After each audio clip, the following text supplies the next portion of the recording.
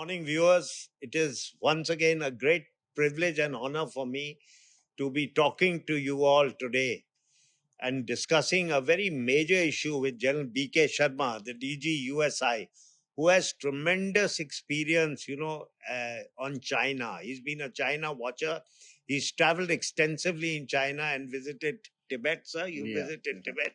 You've spoken on multiple forums in China, in addressed various gatherings. You even went for the BRICS summit, sir, over there. Sanctioned forums couple of times and Sanctions. then many other Yes, summits. Yeah. and sir's commanded his division also on the LAC. So he's got tremendous experience of China.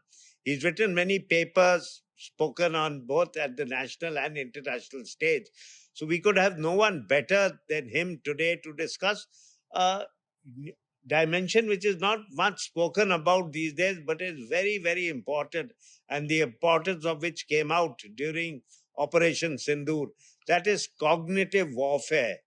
It is a form of conflict that targets the human mind as a new battlefield, using tactics and technologies to influence and disrupt individual and group perceptions, emotions, and decision making. It aims at gaining advantage over an adversary by manipulating their consciousness and behavior through methods like disinformation, psychological operation, social media manipulation, and AI.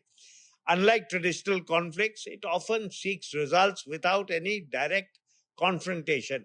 Now, China is focusing a lot on this, and it's been focusing on this right from the past. If you read the teachings of Sun Tzu, he talks about winning without fighting, he talks about masking intentions, and he talks about shaping the enemy's perception.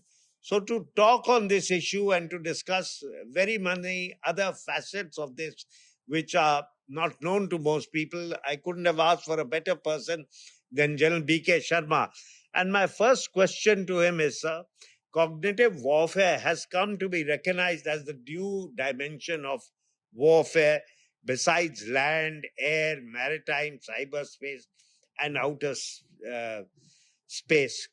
Could you please explain what cognitive warfare means, sir? So, firstly, it's always good to be here discussing with my colleague, General Jagatbir, within the premises of USI on something which is extremely topical. And today it is attracted the attention of world powers altogether, be it Ukraine war, Gaza conflict, even in our own context in Operation Sindoor. One of the major issue which has come up Yes. is the battle of narratives and India's investment in cognitive warfare, a cognitive domain. Now, basically, we all know from all the discussions that today battlefield extends into the sort of the human brain. And nay, today the aim is no much as to destroy enemy forces, as was in the past, but to erode his will to and distort his perceptions and capture his decision making process. What we call is the ODA loop, the observe, orient, decide, act, and then give a feedback. So it all plays in the human mind. And if we have the capacities to influence that human mind, then we can cause what you call is the breaking the organizational cohesiveness of our decision making process of a national command authority of our target country. And today China has gained great strides or so attained a lot of expertise in domain warfare. Thank you, sir. You've covered that very, very well, sir. So, Mm. you've explained exactly what cognitive warfare means, but can you tell us a little bit on the philosophy and evolution of China's cognitive warfare? Because if we look back at time, you see, they've had Sun Tzu, they've talked of Confucius, then later on, you had the 36 stratagems, and then in 2003, you had this, what they call the three warfare strategy, in which was amended by the political works guidelines. And now media, public opinion, psychological and legal warfare, all are extremely important pillars of their warfare. So can you just explain this, sir, through the ages, how it's come about, sir? Yeah, so see, I think you have given a beautiful introduction to the whole gambit of cognitive warfare. And I think this cognitive warfare is very much part of China's civilizational DNA. It is not a eureka that just because Rand Corporation has written a report, so they have imbibed it. And it goes right from Sun Tzu's time when he said the acme of skill is to subdue your The enemy enemy without without fighting, fighting, correct, right? sir. Then you bring in the Confucianism where he talks about moral authority, legitimacy. Then you talk about the 36 stratagems of Stratagem, sir. China, which are pearls of wisdom as far as cognitive warfare is concerned. And like two statements I can pick up from those stratagems. One is they say that deceive heavens to cross the sea, right? Sir, Even they are challenging God in God, that. And then they say kill with a borrowed knife. right. What they're doing to us in as far as Pakistan Pakistan is is concerned. concerned, sir. Then is Maoist, who has been a past master in cognitive domain, and he wrote that book, Protected Warfare, which was of his experiences when he was fighting the Japanese. Correct. That how do you fire the mind game with the Japanese and asymmetric warfare. And it is very much relevant. And if you read Mao's Red Book, there are epithets there which talk about, battle of minds in a very, very sort of, very, very subtle and in a very cryptic manner. Then, of course, the three warfare strategies that you talked about, the law warfare, the media warfare, and the legal warfare. Legal warfare. And whatever we see in South China Sea, elsewhere, even on our LAC, this is very much manifest there. And then she has capped it up all and has come out with this doctrine, what you call is the cognitive warfare doctrine, where he talks about mind dominance and creating global influence In through the soft mind space, correct, sir. mind That is space, this, mind space. sir. Then it also, its origin is also from the game of Go. Correct. Game of Go. A Game lot of of people. Go. Correct. And Game of Go is actually played by Chinese, and particularly they train their policy makers in the Game of Go. Now, the essence of Game of Go is not a zero sum win and lose in the binary paradigm. It is basically, to adopt a multitude of stratagems in a manner that you encircle your adversary in multiple domains at different levels and induce a sense of fatigability in him. So, this is also a part of protected warfare. And Go Up game actually trains the Chinese mind exceptionally well to prosecute, to envision and prosecute what you call is the cognitive warfare. Then we talk about next thing we talk about in this is what are the basically the predominant strategies of the strategic guidance. So the first thing, as I had explained to you earlier, from 2003 vintage is what you call three warfare. Three warfare theories. Then in 2020 they came with the cognitive warfare That is doctrine. President Xi. And he talked about technologically enabled influence of using artificial intelligence, social media to shape perception. And now, very recently, just on the eve of Shanghai Cooperation Organization Summit, he's come out with this, or before that in 2023, he came with the Global Civilizational Initiative. Correct. GCI, sir. Yeah, GCI, in which you want to create Confucius centers and try and sort of popularize this concept of Chinese soft model or soft power model all over the world. And that is how Chinese are building their narrative. Now, cognitive warfare actually is an umbrella concept, because many times we mix up between cognitive warfare and information warfare. Information, influence operation, and correct. Psychological correct, operation. So, about just to simplify it, cognitive warfare is an umbrella concept, right? And it integrates information, influence, and psychological operations. Now, as far as information warfare is concerned, it is essentially control or manipulation of information flow. And you can use two means for that. One is your electronic warfare, which can be used for jamming, spoofing, radar communication, suppression, and whatnot. So this enables confusion and affects the morale of your adversary. On the other side, as far as information flow is concerned, you use cyber operations, right? Networks like your data manipulation, hacking, disruption, disinformation, which enables them to generate what you call is disinformation, and it erodes trust in the existing system. Then is your influence operations, which is actually shaping perceptions and strategic behavior Sure. of your competitors, of your adversaries. And basically disinformation and propaganda are the main means, and psychological operations is like a sum total of all this, which actually more applicable in the military domain, wherein you can break the organizational cohesiveness, morale, and motivation of adversaries forces, and you can use means like coercion, propaganda, and deception. So you've covered a lot about the Chinese ecosystem, sir, and Yeah. their strategy Yeah. and all that. So but can you tell us a little bit more about, how their concept, what is the architecture tools, how do they implement it, what are the, means they adopt, what are their objectives, what is the end state they are looking at, sir? Yeah. And you've linked up what you said earlier, even with the OODA loop to disrupt the decision making process. And so, how does the Chinese get about this? What are their targets? Sir? Yeah, so this is a, I think, wonderful question you asked me, and it's very important for us to understand here Sure. in India. As I said, as far as the tenets of their concept are concerned, the target is mind, and they use number of means which I will just elucidate.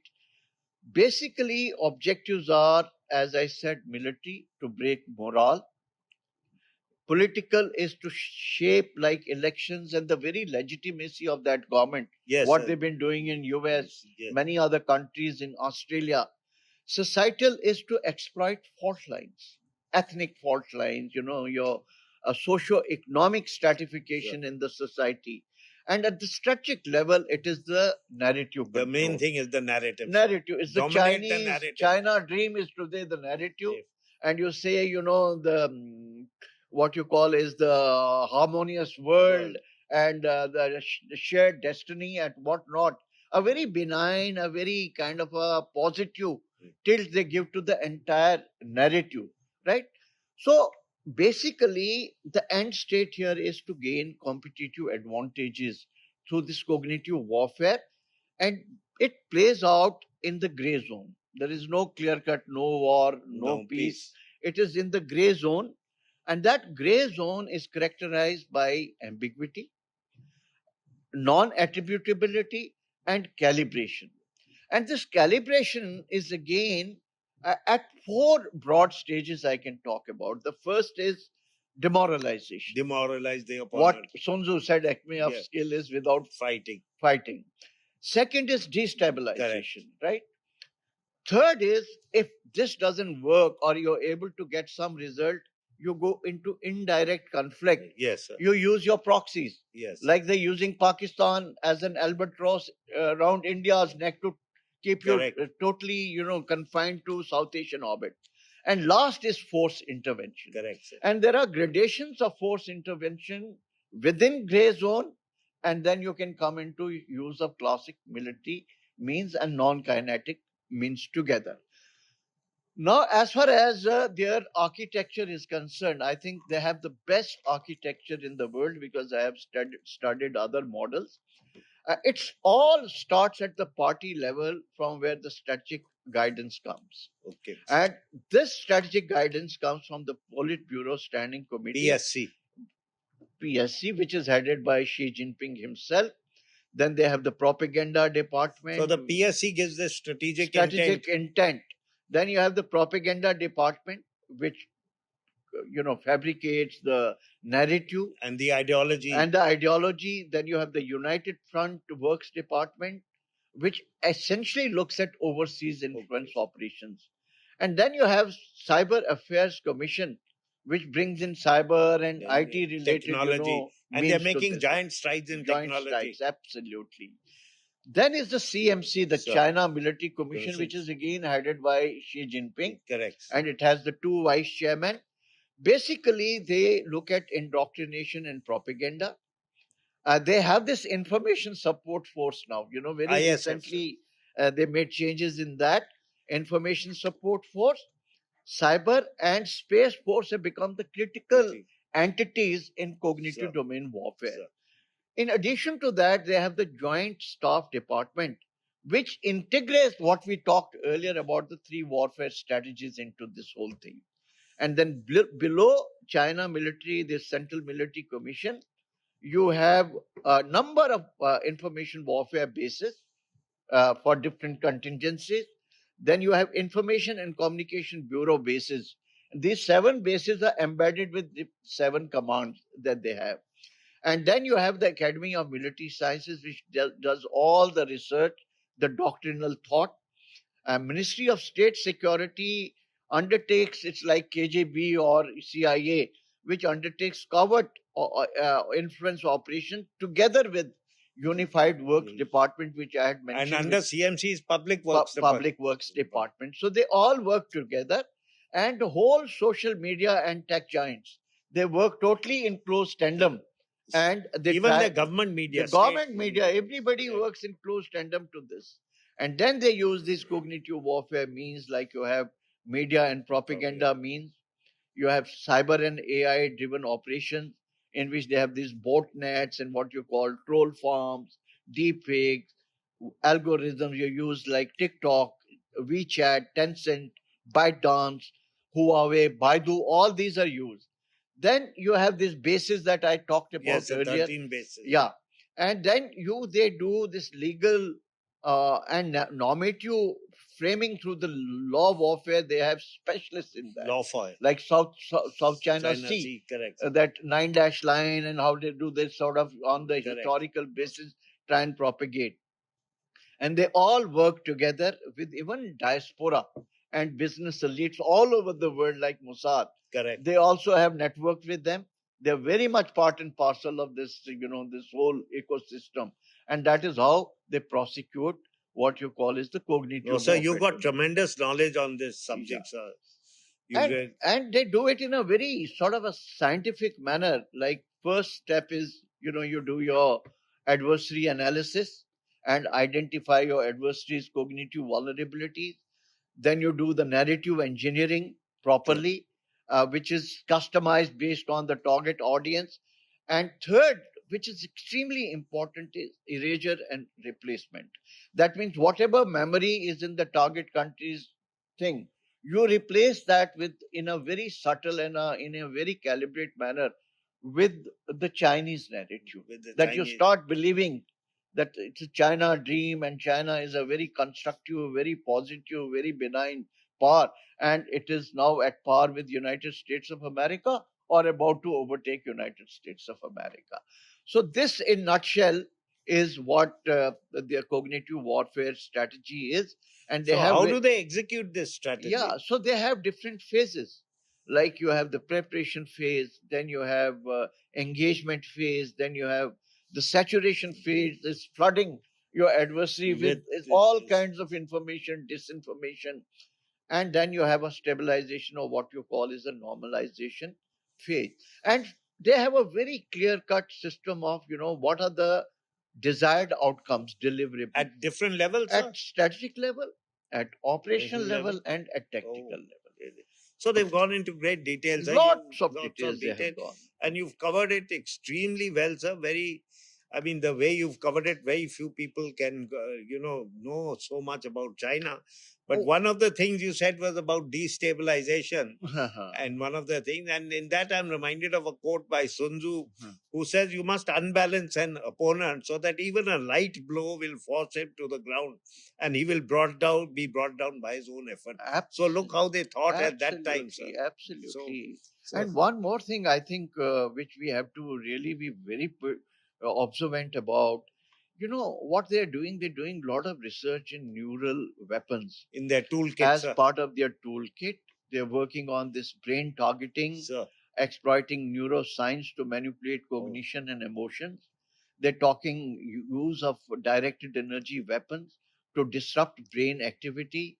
Then also create, cognitive overload to cause fatigue and confusion. They're developing this brain computer interface, right? So that you can do that man machine matting. And Matting. many of the things, what you call the Internet of Things, you're not even using your human being, right? So you're using this. And then the whole purpose here is this is a dual use technology research. While outwardly it is being used to how to deal with brain injuries and help these people who are, mentally challenged or handicapped. But with the use of that technology, they can apply for controlling the brain of the target population. And there are a number of research institutions which are working on on, this. on the neurosys weapon system in China. So, you've covered how they do it, what they do, what is it. But, can you now come down to some specifics? We can talk of various things internally, how they do it, external in their neighborhood, how they do it, how they target countries outside their neighborhood, say in India's neighborhood.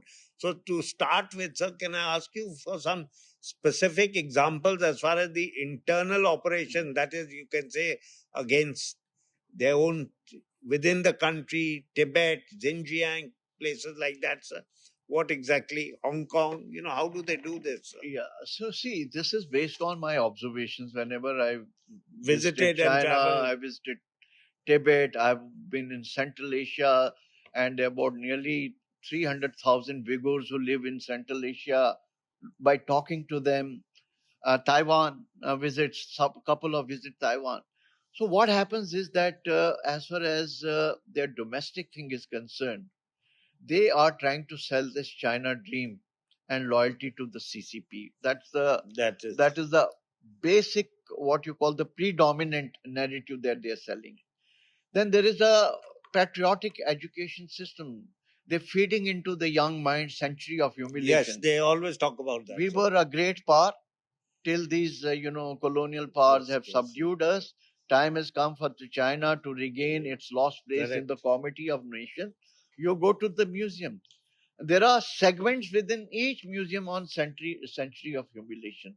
Mineral water, century of humiliation. Mineral water is being sold to the students. So you drill into the Chinese youth that we were a great power, we were a great nation, we were, subjugated by these people, and our time has arrived. So that is the century of, humiliation narrative. Then censorship of information control. There is a great firewall, and none of the Western systems are working there. They created their own ecosystem, and through which the state actually starts planting information and drilling it into the minds of people. As far as cognitive control mechanisms are concerned, the social credit system is very much there. In every nook and corner, there are these web cameras, there are people who've been employed. The moment your car is not parked properly, you get a penalty. The moment you have, you fail to repay your bank loan, So a lot of this get is a done through penalty. AI surveillance. AI. AI, And every Chinese citizen today is actually being monitored through this, what you call is the social credit system. Social credits. Then is the AI driven surveillance now, which is basically monitoring and nudging people towards conformity by, the kind of video games you play, the kind of movies you make, the kind of, entertainment programs you have.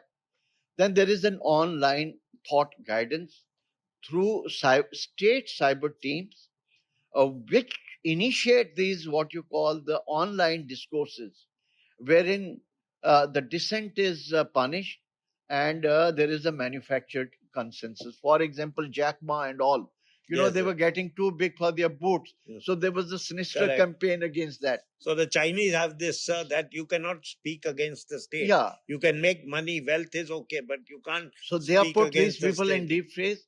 There is what you call as the stigmatization of these guys till some sense is drilled into their mind, and then they're brought back into the public life.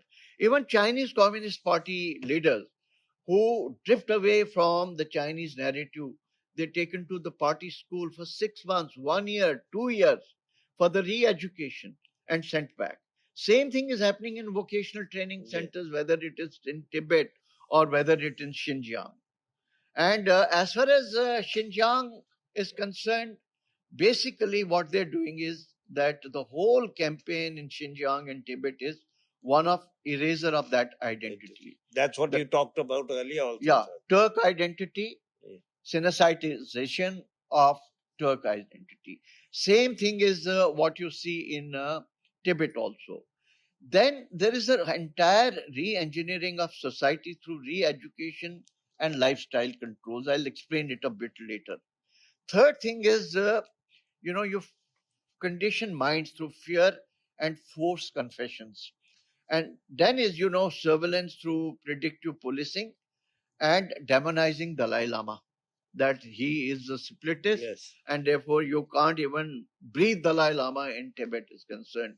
For example, when I visited Tibet, I was there for about 7 days. So first thing they have done is that they have gated all the nomads there, created gated colonies even for their herd. You can't move around in wilderness. All right. Second thing is that there is an entire surveillance. Like I was moving towards Qinghai mountain ranges, and the car in which was sitting, it was being monitored. And Throughout. he was getting prompts from time to time that you take rest now, this and that. Then all the monasteries, wherever they are, there is this hand management. There are cameras everywhere. All the clergy is appointed by these people. Earlier, when you were a young child, you could go into a school, a sort of a Buddhist school, and you can become a Lama. Now you have to, till about 18 years of age, have universal Chinese education system. And Then only only, then you can. then only you can go. Then when you go and see the lifestyle of young people there, most of them want to study Mandarin and English, and Tibetan language is third in the ranking.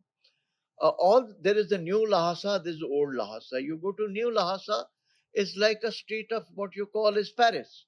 People are with swanky dresses, with mobile telephones, their red light area, their pubs and all.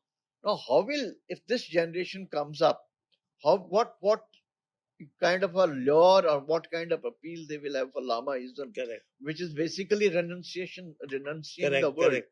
So they are doing this social engineering through vocational center, through what you call as Communist Party.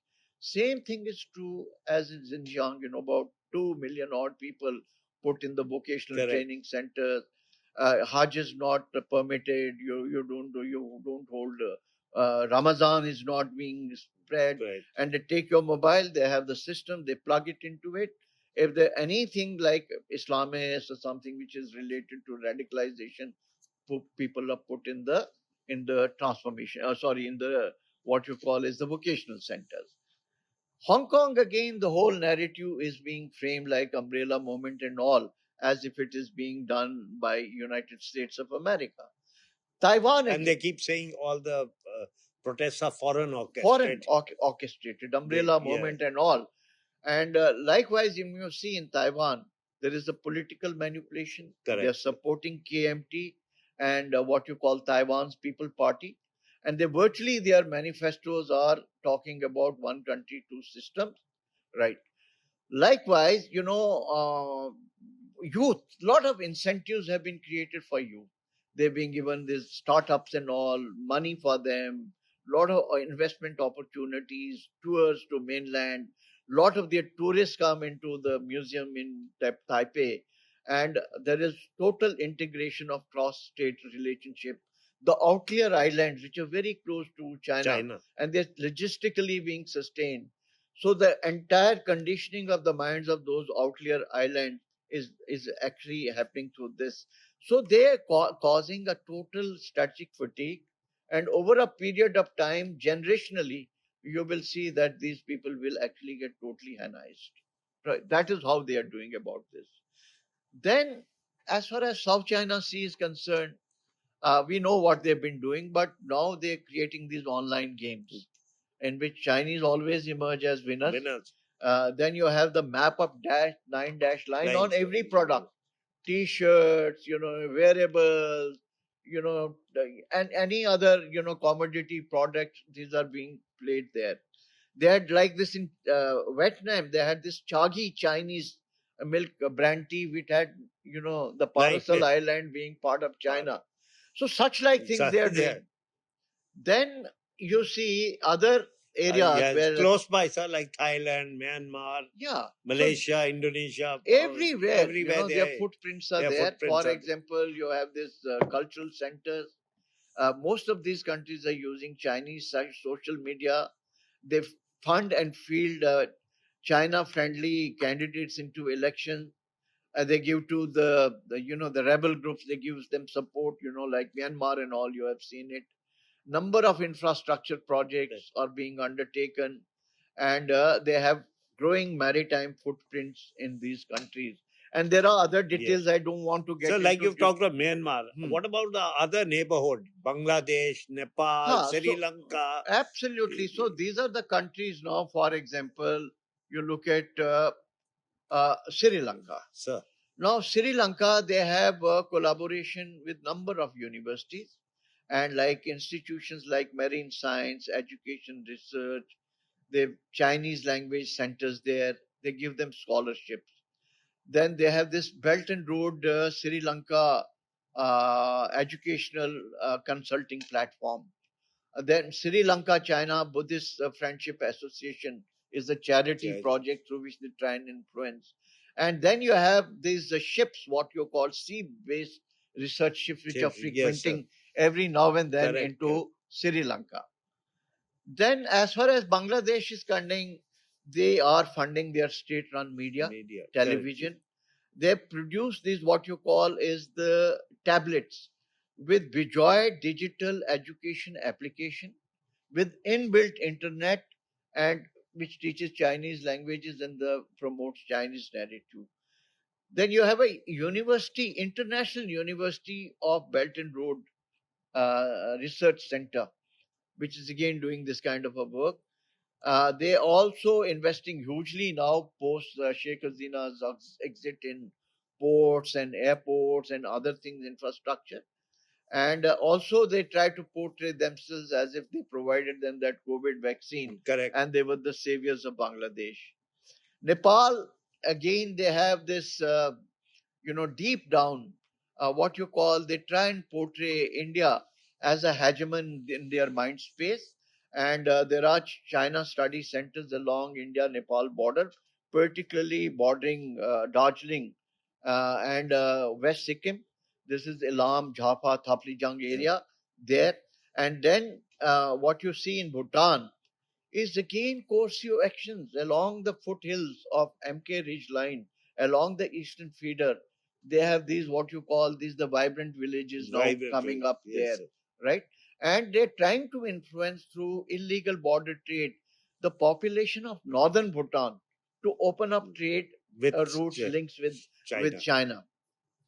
And again, they've come out with this, three-step border resolution, wherein they're offering to cede a bulk of its territory in the eastern Bhutan, but they want to have control over Doklam Plateau, western Bhutan. So these are the goodies, these are the carrots they are sort of hanging in front of the Bhutanese leadership. So tell me, sir, now you talked of all the neighborhood, the countries. What about India specific, sir? So what is the India-centric strategy that they are I think carrying out? There was the deluge of cognitive warfare and influence operations against India. But we became a little alert and I think we put an end to it. What they were doing, they were, sponsoring school visits from India to China. Right? Then they were funding events like the Mastermind Entrepreneur Forum between Chinese and Indian youths, and they were funding this. Thereafter, I had the schools of Chinese languages were coming up in India. Now Taiwanese are doing that. And then you had Chinese diplomats visiting like this Smriti Mandir of RSS in Nagpur, build bridges at the party level, at the grassroots level. In addition to that, they've been influenced in think tanks like USI. Yes. They came here many times. They wanted through us to sort of have a penetration into the Tibetan administration authority, like people from Dharamsala coming and trying to penetrate and peep into their minds. So academia, media, a lot of people, were writing for them, and they keep writing. Their ambassador and diplomatic staff keeps writing here, building up Indian narrative. Then investments in Bollywood, studios, production houses. This was going on. Then you see the Xiaomi, they led a 25 million investment in what you call is this Hangama, which is an Entertainment. application. Similarly, in Ghana, which is another, Tencent had invested in all this, and TikTok, and they were wanting to find an entry into most of our digital Correct, sir. technology applications. Thankfully, that has stopped. So they've also been very good in censorship. Anything which is anti-China.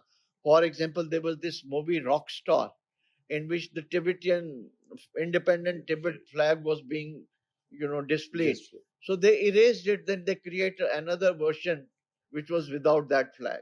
So they are watching things very, very closely, and I think we are quite susceptible to Chinese influence So, if this operation. is the case, sir, what do you think our strategy should be, sir? What should India's prosecution of a cognitive strategy be against See, China? firstly, Jagatbir, what I feel that this is our weak link in our national This security came out even in strategy. Op Sindur, In sir. Op The Sindoor narrative, also. finally, we had to do firefighting by And sending you our also team. written on Op Yes, Sindoor, yes, cognitive warfare, you've been talking about it. sir. So if there's one critical vulnerability which emerged during Operation Sindoor was, our Narrative. narrative, our strategic communication. So we've been conducting at USI number of events here, right? We did one for RTREC very recently. We did one for ADG, strategic communication of Indian Army. Then recently I went and spoke at uh, Andaman. Andaman, and Nicobar Command on this very topic. So I propose that, we look at a 5S model for India, and in which the first and foremost is the structure and doctrine, which is missing here. Second thing is we must have a very plausible story of India being a plural, resilient, and responsible state. Correct, sir.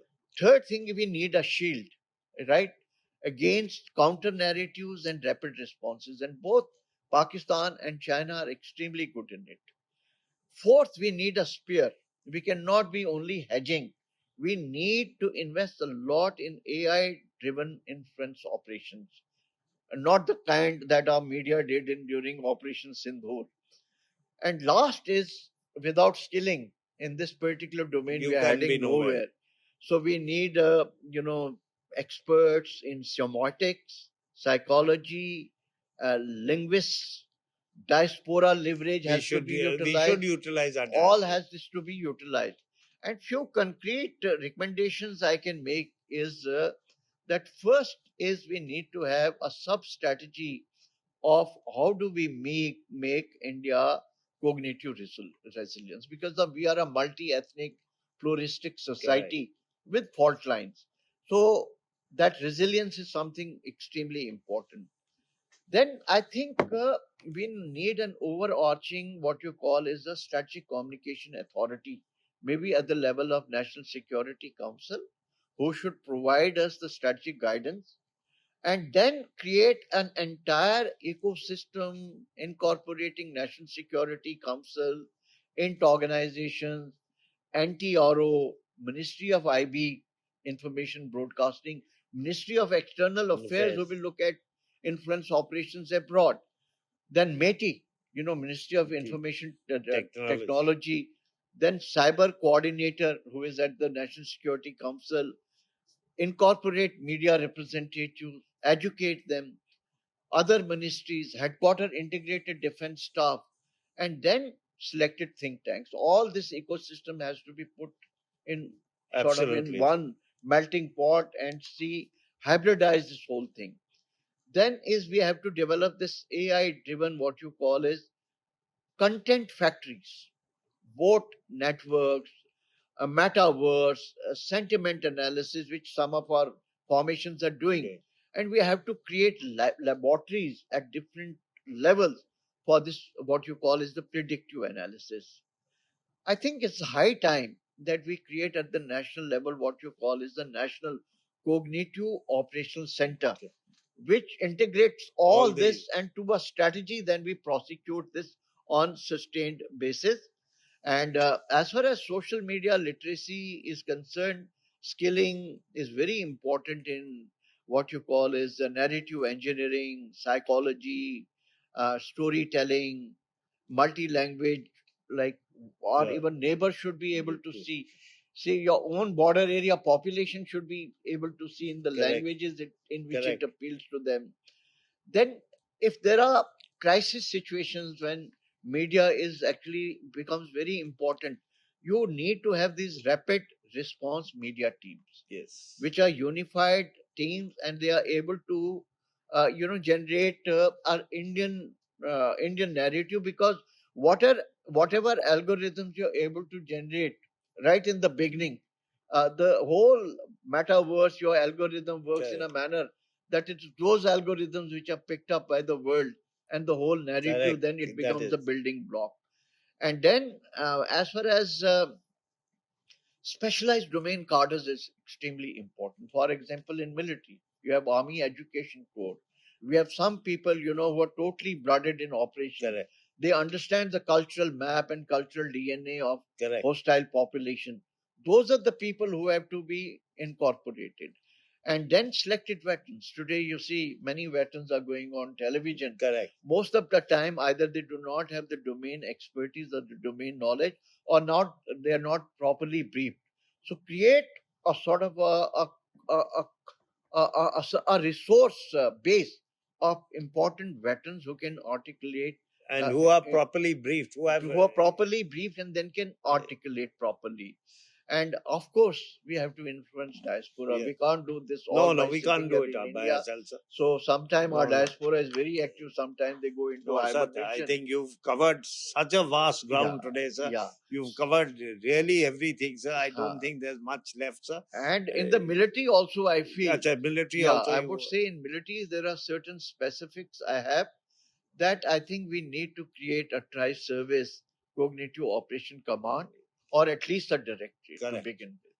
And then this directorate should be there in every service. In addition to that, we need to have what you call is the theater cognitive cells. Now the theater commands are Correct. coming up, and all this, the jing bang of defense PROs, we have brig and colonel IWs, you have IW cells. This needs to be streamlined together as part of one Correct, organization. sir. And under IDS, it IDS. should come under And IDS. then it's high time we introduce this cognitive warfare course Yes. as part of our professional military education. And today, cognitive warfare or operation has to be part of parcel of your military planning, your campaign planning, and your operational orders. And since it's a highly specialized skill, people who are working overtime, they need to be incentivized. So these are some of the No, sir, suggestions thank that I you, sir. have. You've covered a lot, sir. So I read somewhere that the goal is not what people think, but how they think. And that's exactly what is being played out in the cognitive warfare. And you've covered the Chinese thing in great detail. And then you've focused on India, on where we lack, what we should do, what is the way ahead, sir. I couldn't thank you more, sir, for this wonderful Aha. exposition into this very complicated subject, but a very, very important topic which very few people have devoted adequate study towards. And this is going to be the future. So we have to start focusing on this And warfare. it should Sir. be part of our strategy gaming, war Yes, sir. gaming, Correct, sir. adverse, hostile media environment. Yes, sir. How are we going to deal with it? Correct. Like during Operation Sindoor, a chief is on record to say it took us more effort to address disinformation created Correct. by our own Yes, sir. entities than to look at enemy or hostile, Yes, sir. propaganda. Yes. So I think, And they even go to the extent of, embedding with think tanks outside, sir. yeah, And we can at USI we can really play a huge role here. Yes, with sir. little bit of a hand holding, we can play a huge role. So thank you. It's Thank been you very very much, sir. fascinating always. Thank you. You are a very good anchor नहीं, because you नहीं, give a lot of time नहीं, नहीं. to Thank you, talk. sir. Jai Hind.